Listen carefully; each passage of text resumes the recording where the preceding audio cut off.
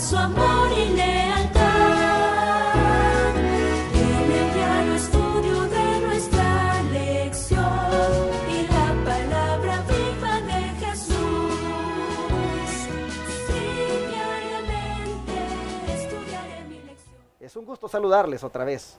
Ahora, para tratar durante una semana más otro tema interesante acerca de este patriarca que estamos estudiando en este trimestre, el cual se llama Enoc.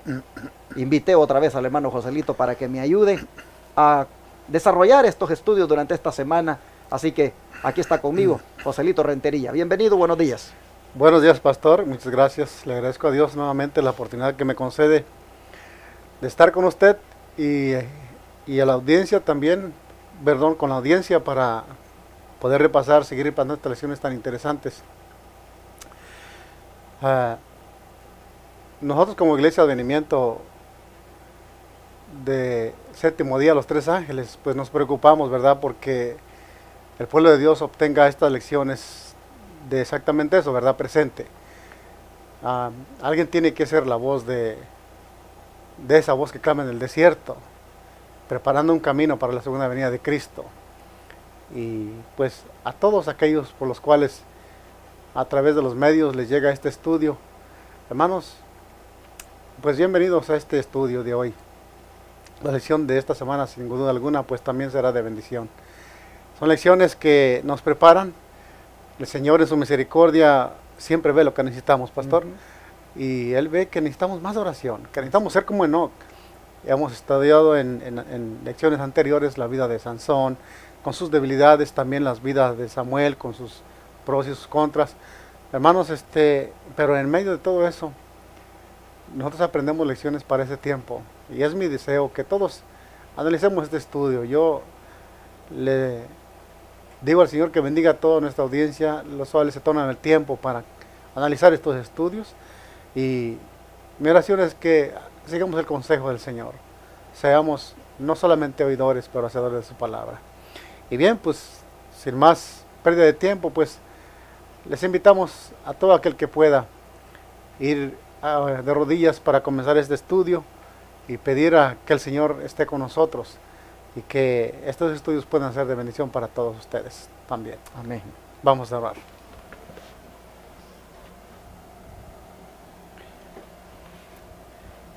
Nuestro Dios y nuestro Padre que está en los cielos, Amén. una vez más, Señor, aquí estamos a su servicio, Señor, esperando ser usados de una manera, Señor, que como usted lo sabe hacer.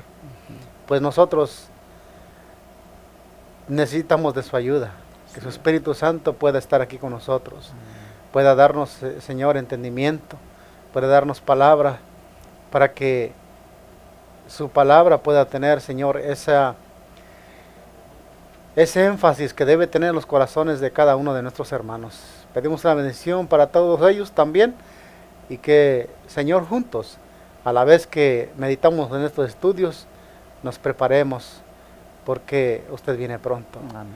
Preparemos el camino para su segunda venida, como lo hizo el Elías de aquel momento, antes, previo a la primera venida de Cristo. Hoy nosotros estamos previos a la segunda venida y debe haber un pueblo preparado. Hoy, Señor, nosotros con toda nuestra audiencia nos queremos preparar. Que tus estudios hagan ese cambio de vida que necesitamos hacer. Ayúdenos, Padre mío, y que este estudio, Señor, realmente lleve su autorización. Así es. Gracias, agradecemos esto y lo pedimos en el nombre de Cristo Jesús. Amén. Amén.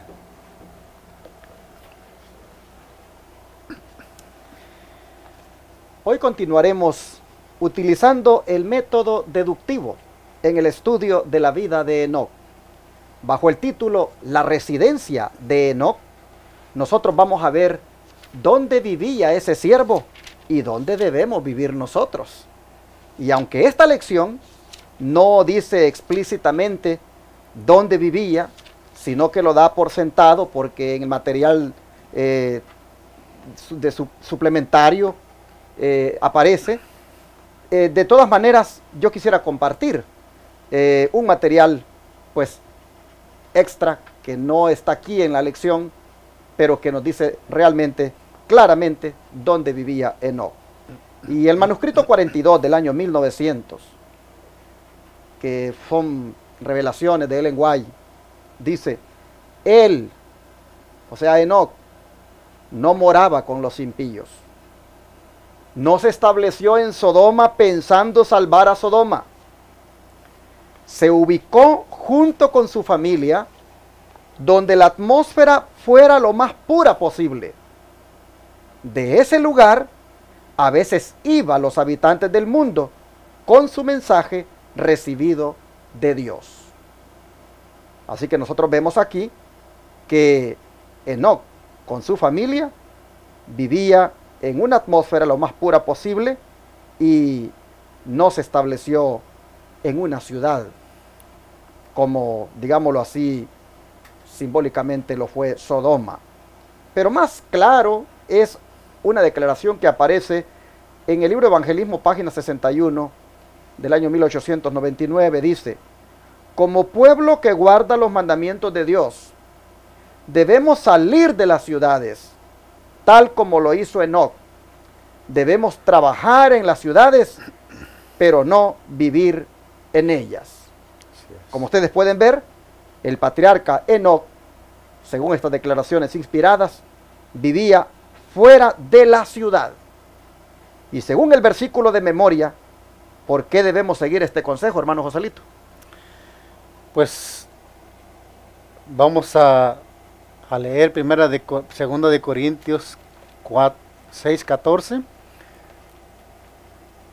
Segunda de Corintios 6:14 dice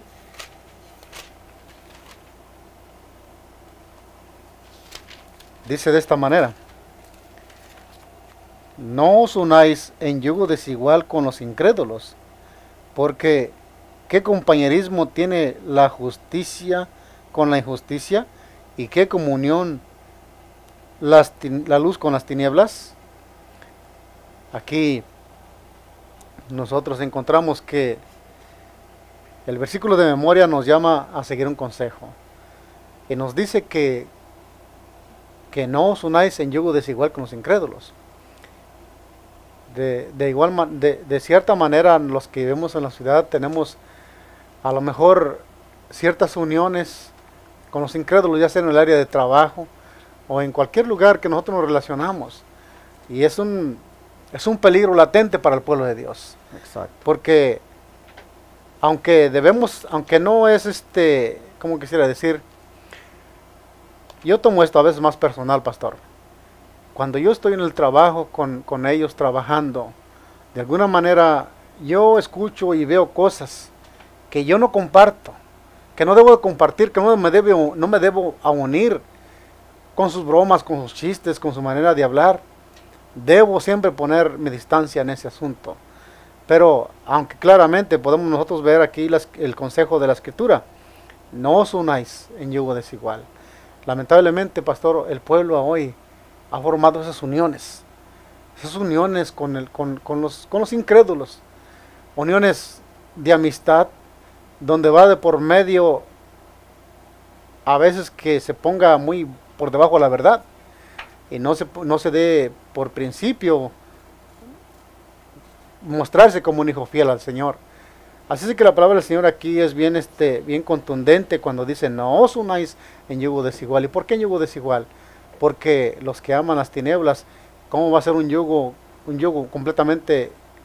Es un yugo completamente desigual con los que andan en la luz. Porque a los de las tinieblas les gusta una cosa y a los que caminan en la luz les debe gustar otra cosa. Por eso el consejo bíblico de la palabra de Dios dice que no nos unamos en yugo desigual, porque no hay compañerismo, no hay comunión, no debe haber comunión la luz con las tinieblas. Donde hay luz, pues no debe haber tinieblas. Interesante, hermanos, esto, porque creo que un segmento bien vulnerable del mundo cristiano o de la iglesia para fácilmente unirse en yugo desigual, pues es la juventud. Así es. Los niños. Ya nosotros grandes, siempre hay casos donde siendo adultos andamos uniéndonos en algunas actividades que no son adecuadas con los incrédulos, pero en la niñez y en la juventud ellos son más vulnerables a esto por el hecho de que están constantemente asociándose con gente en la escuela, en los colegios, y fácilmente por allí se unen.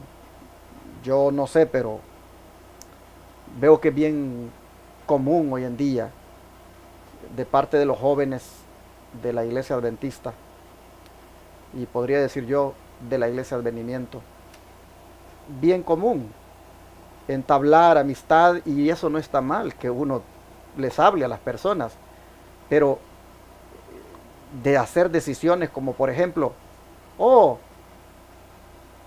me fui con mis amigos a comer, oh, me fui con mis amigos a pasear.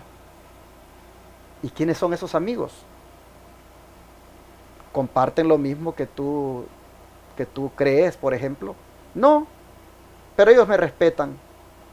Pero ¿hasta qué punto pueden influenciarte? Entonces, es bien vulnerable ese segmento de la iglesia, como es la juventud y los niños, a hacer prácticamente alianzas con los incrédulos en diversiones, en paseos, en diferentes actividades. Y por eso es que Enoc eligió vivir mejor afuera con su familia. Yo creo que donde Enoc vivía, si lo traemos, Joselito, a estos tiempos modernos, allí no habían moles, ahí no habían cines, ahí no habían lugares así donde él pudiera pues estar con ese dolor de cabeza de que ¿dónde andan estos muchachos? Pues se fueron a un lugar donde yo no sé a qué horas van a salir de allí o qué estarán haciendo. Vivía fuera de la ciudad, donde ese tipo de diversiones malsanas no estaban al alcance de ellos. Así y bueno, es. ¿y qué le trajo? ¿Qué le trajo, Joselito, a Enoc, según el don de profecía? ¿Qué le trajo como resultado a la vida espiritual de Enoc el haber hecho esa decisión de vivir fuera de la ciudad? Bueno, en Patriarcas y Profetas, página 71, nos dice de esta manera: Enoc alcanzó una experiencia más elevada, fue atraído a más íntima relación con Dios, comprendió más cabalmente sus propias obligaciones y responsabilidades como hijo de Dios. Aquí yo quisiera hacer un comentario, pastor. Enoc no estaba separado completamente, bueno, estaba viviendo en lo que acabamos de leer en los escritos que usted leyó. Obviamente Enoc residía en el campo, no hay duda de eso, pero Enoc no se volvió un ermitaño. No. Tenía relaciones también con los en cierta manera se tenía que relacionar con las ciudades para amonestarlas, pero la experiencia que le dio de vivir en ese lugar retraído, en aquel lugar donde no había creación humana, donde no había eso que lo apartaba de tener una comunión con Dios, dice que Enoc, alcanzó una experiencia más elevada. Una experiencia más elevada de lo que debe ser un hijo de Dios. Fue atraído, dice, a una más íntima relación con Dios. Y tercer cosa, comprendió más cabalmente sus propias obligaciones y responsabilidades como hijo de Dios. O sea que ayuda muchísimo Exacto. el vivir afuera de la ciudad, porque el ambiente le permite tener un acercamiento más íntimo con Dios. Claro. Entonces, deberíamos nosotros, Joselito, seguir el ejemplo de Enoc al elegir un lugar correcto para vivir. ¿Qué consideraciones deberíamos hacer a la hora de elegir dicho lugar? Así es. Bueno, leamos algunos versículos de la palabra de Dios que nos van a dar algún consejo en cuanto a estos principios de elegir un lugar correcto donde vivir. Vamos a encontrar ese versículo en Primera de Juan 2:15. Primera de Juan capítulo 2, versículo 15.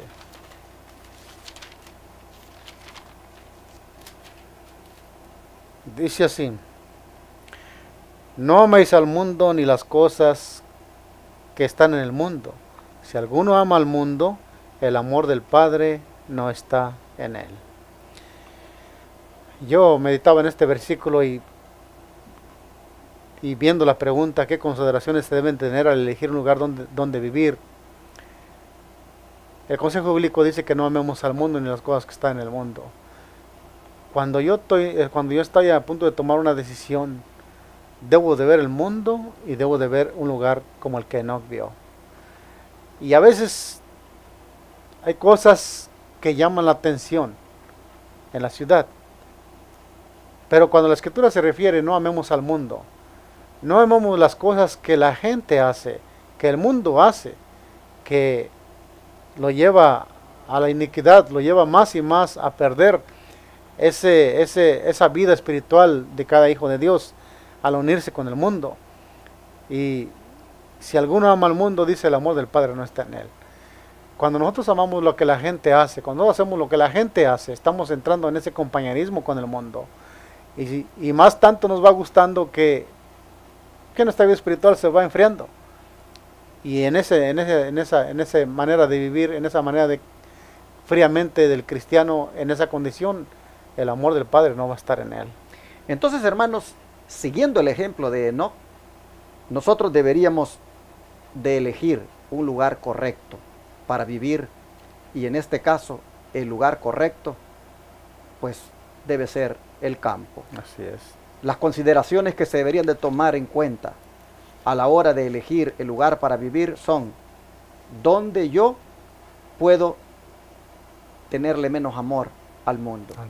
Donde yo no vaya a terminar amando tanto las cosas del mundo que por último me vuelva un mundano. ¿Dónde? ¿Dónde ubicar mi casa? ¿Dónde ubicar mi morada? ¿Dónde ubicar la residencia de mi familia y yo? Tengo que considerar a la hora de elegir este principio de no amar al mundo ni las cosas que están en el mundo. Si considero esto en primer lugar, eso me va a ayudar para entonces saber dónde sentar mi casa. Ahí tenemos un principio, pero ¿qué del otro que aparece en 2 Corintios 6, 14 y 17? Vamos, 2 Corintios capítulo 6, versículo 14 al 17 dice: no os unáis en yugo desigual con los incrédulos, porque ¿qué compañerismo tiene la justicia con la injusticia? ¿Y qué comunión la luz con las tinieblas? ¿Y qué concordia Cristo con Belial? ¿O qué parte el creyente con el incrédulo? ¿Y qué acuerdo hay entre el templo de Dios y los ídolos? Porque vosotros sois templo del Dios viviente, como el Señor dijo: habitaré y andaré entre ellos, y seré su Dios, y ellos serán mi pueblo. Aquí encontramos otro principio. Leas el 17 también. El 17 también dice: por lo cual, salid de en medio de ellos y apartaos, dice el Señor, y no toquéis lo inmundo, y yo os recibiré. Amén. Y seré a vosotros por padre, y vosotros me seréis hijos e hijas, dice el Señor Dios Todopoderoso. Aquí encontramos, pastor, otra consideración que debemos tomar en cuenta al elegir, saber elegir un lugar donde deberíamos de vivir. Aquí dice que no os unáis en yugo desigual con los incrédulos, porque no hay compañerismo, la justicia con la injusticia. No debe de haber compañerismo, no hay comunión, la luz con las tinieblas, como mencionábamos en el versículo anterior. No hay comunión ni concordia con Cristo, con Belial, y tampoco el creyente con el incrédulo. Y sabe que por experiencia propia, realmente eso lo podemos ver nosotros en la vida diaria. Yo cuando oigo y veo mis compañeros de trabajo, digo, wow, ¿por qué habrá tanta incredulidad? Y nosotros siempre buscamos la manera de apartarnos. Y pues les hemos hablado del Evangelio, les hablamos continuamente, a veces les decimos que eso no es bueno, pero su manera de vivir es eso, estilo de vida, su naturaleza, esa es su naturaleza. Y a menos que ellos acepten que necesitan cambiar y que necesitan un Salvador para cambiarles, ellos podrán entender realmente qué es ser un hijo de Dios. Bueno, la segunda consideración entonces aquí sería donde yo no voy a terminar enyugado con los incrédulos. Así es. La primera consideración al elegir un lugar correcto para vivir es donde yo no vaya a amar tanto las cosas del mundo que me vuelva un mundano. Y la segunda es donde yo no voy a terminar enyugado con los incrédulos en el sentido de que voy a andar en las mismas prácticas de ellos.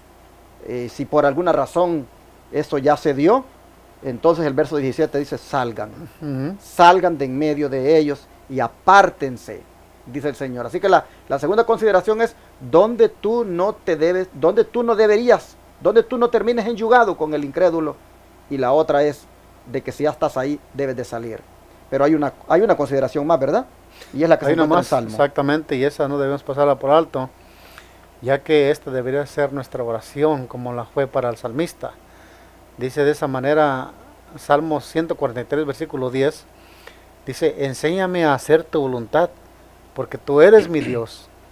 Tu buen espíritu me guíe a tierra de rectitud. Hermanos, esta debe ser nuestra oración de nosotros, los que queremos salir de las ciudades. Señor, enséñanos a hacer tu voluntad, porque tú eres mi Dios. Dios quiere siempre lo mejor para nosotros, pero nosotros debemos someternos a su voluntad. Y su voluntad realmente es no vivir en las ciudades.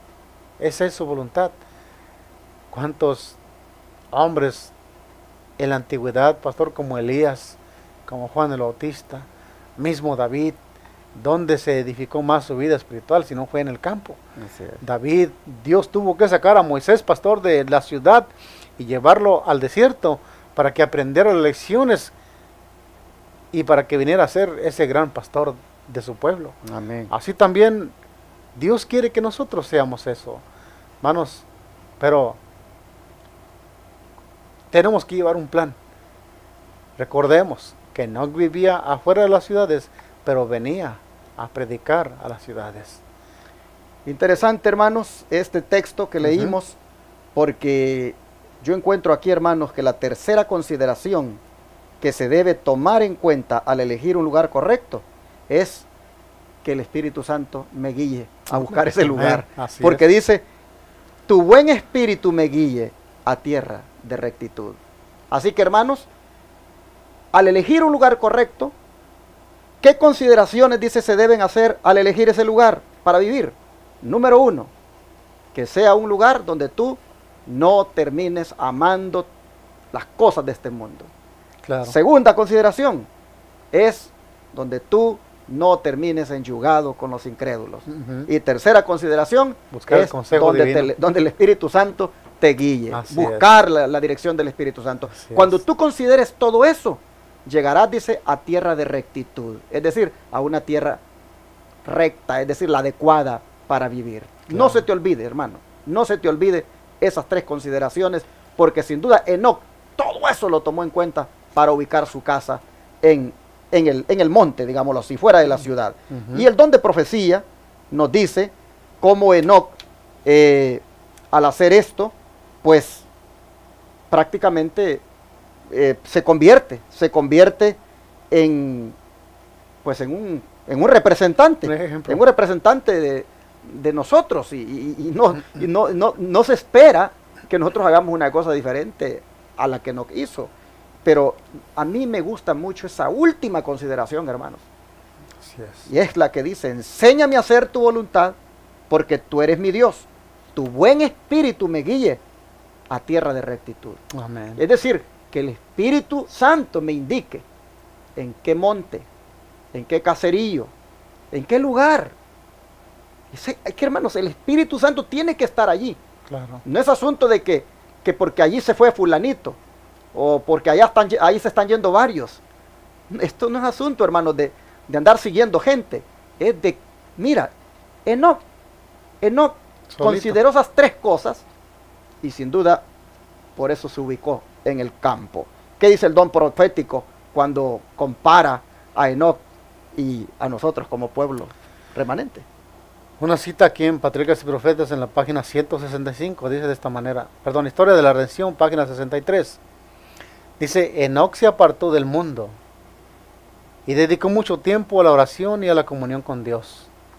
representa a los fieles de los últimos días que se apartarán del mundo.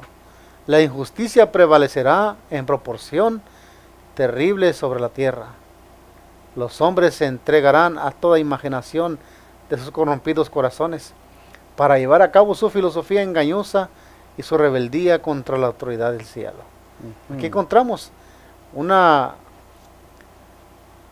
ejemplo para nosotros. Así como Enoc se apartó, dice, dedicó mucho tiempo a la oración y a la comunión con Dios, dice que ese Enoc representa, la vida de Enoc representa a los fieles de los últimos días, que también harán lo mismo, se apartarán del mundo. Y pues en este mundo que vivimos tan lleno de maldad como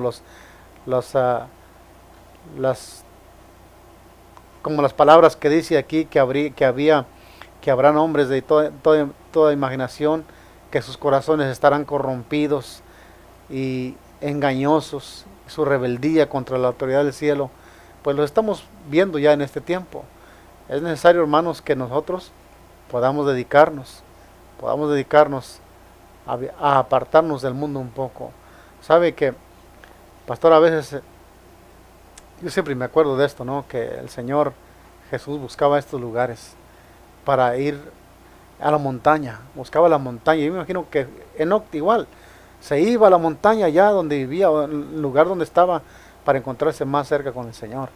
Jesús hacía lo mismo, él buscaba ese jardín del monte del Getsemaní, del monte de los olivos y las laderas para estar en comunión con Dios.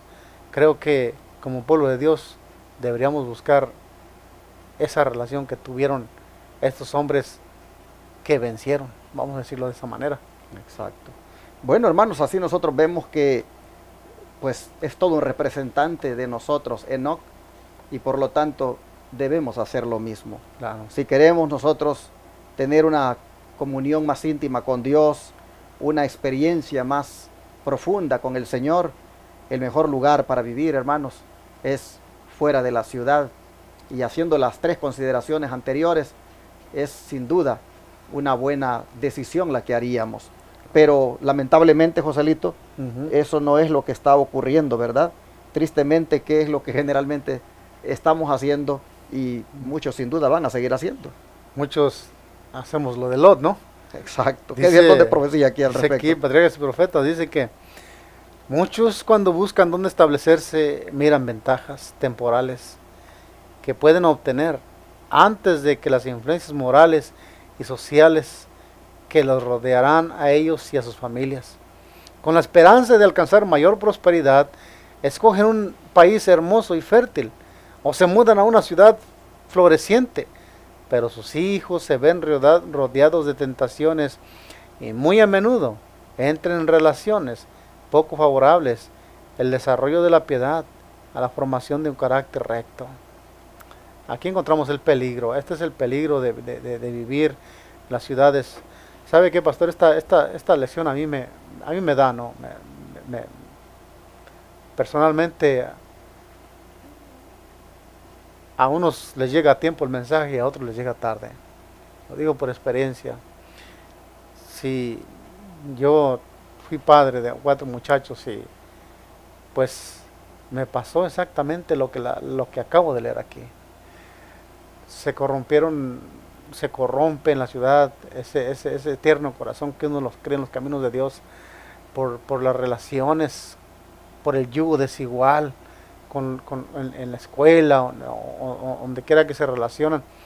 Y pues yo en aquel tiempo quisiera haber estudiado estas lecciones y realmente que yo quisiera hablar, por ejemplo, en este momento a los padres que tienen hijos pequeños.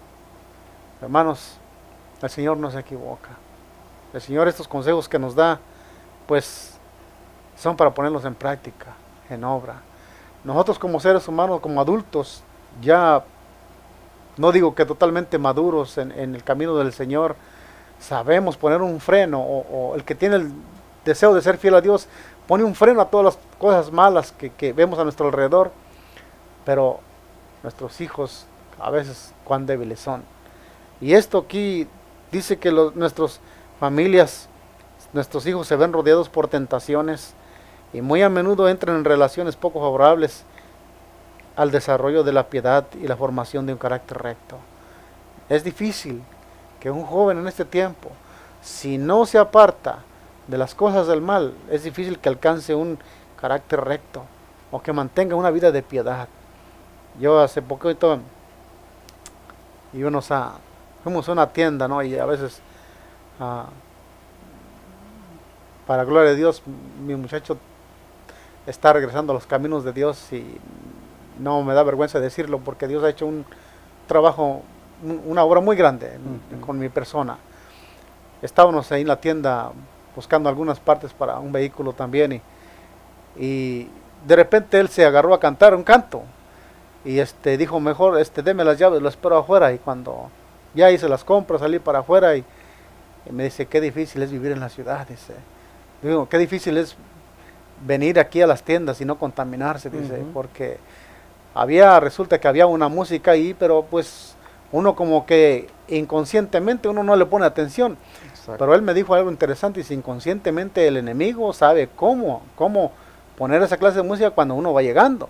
Y él dice, yo quise ser fuerte y cantar un canto para que eso no entrara a mi mente, pero no, me estaba ganando, por eso mejor me salí. Y sabe que eso es bueno ponerlo en práctica, porque le decimos al enemigo, hey, aquí yo estoy listo, yo estoy despierto, yo no quiero contaminarme.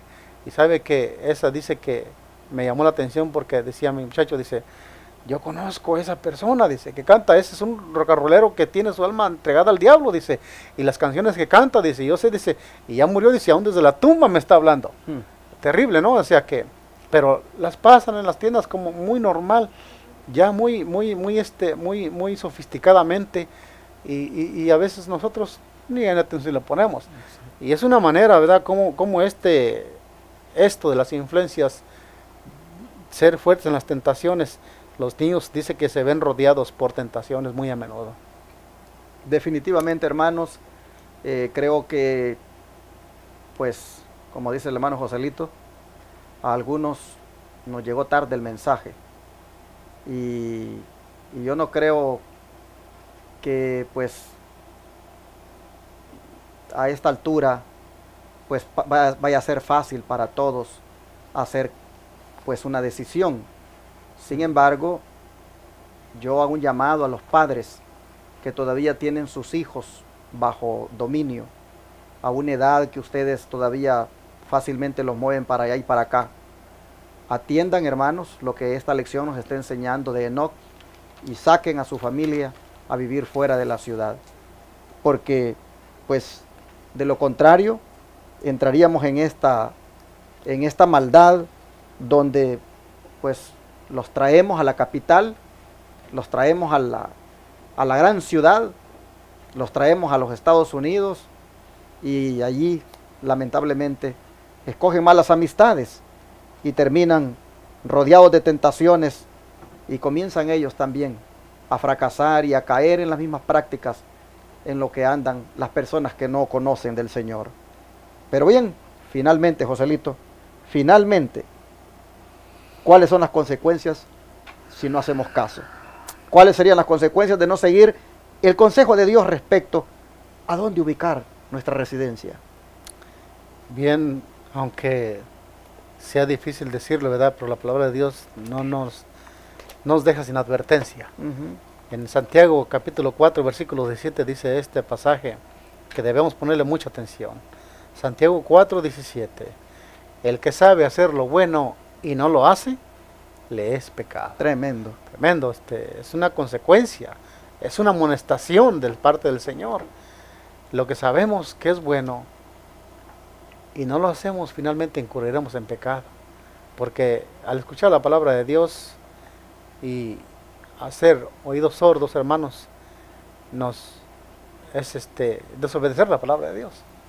Tenemos otro versículo, pastor, ¿usted quiere comentar de este? Sí, bueno, pues aquí estoy mirando de que en el contexto de lo que venimos hablando, pues si tenemos el consejo, si tenemos el ejemplo de lo que el representante ha hecho y no lo hacemos, pues se nos convierte en pecado y eso ya es algo muy serio, porque se nos está presentando cuán bueno es vivir afuera de la ciudad, cuán bueno fue para Enoc, cuán bueno sería para nosotros. Y si sabemos hacer lo bueno y no lo hacemos, entonces se nos convierte en pecado. Qué lamentable, hermanos, es esto de no obedecer. Por eso es que ya nosotros a esta altura deberíamos pensar, yo dónde estoy viviendo ahorita.